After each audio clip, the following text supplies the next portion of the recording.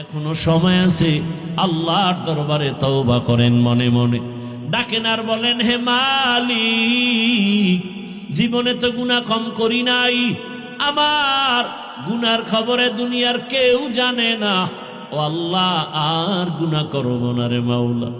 গুনাহ নিয়ে নবীর দরবারে দাঁড়াইলে উপায় নাই। ও আমার কলিজার যুবক,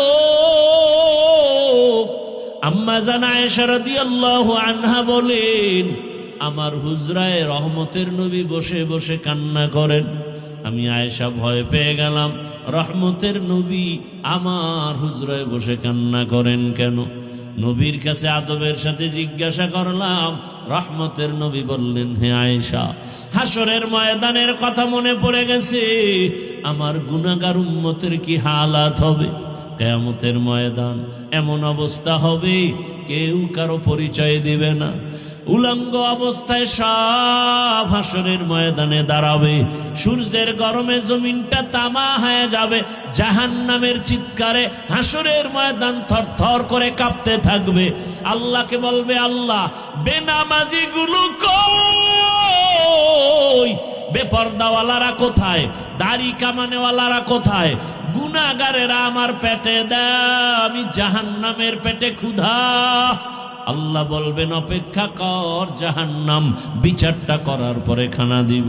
মায়ার নবী বলেন, আয়েশা, এমন হালাত হবে হাসরের মাঠে, এমন কঠিন অবস্থা দেখে নবীরাও কান্না শুরু করবে।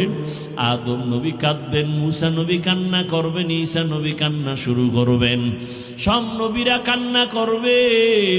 আম্মা জান আয়েশা বলেন, ইয়া রাসূলুল্লাহ, সব নবীরা কান্না করবে, আপনি কি করবেন? আল্লাহর নবী বলেন, আমি এক পর্যায়ে কান্নায় সিজদায় পড়ে যাব। রবের মাকামে মাহমুদ,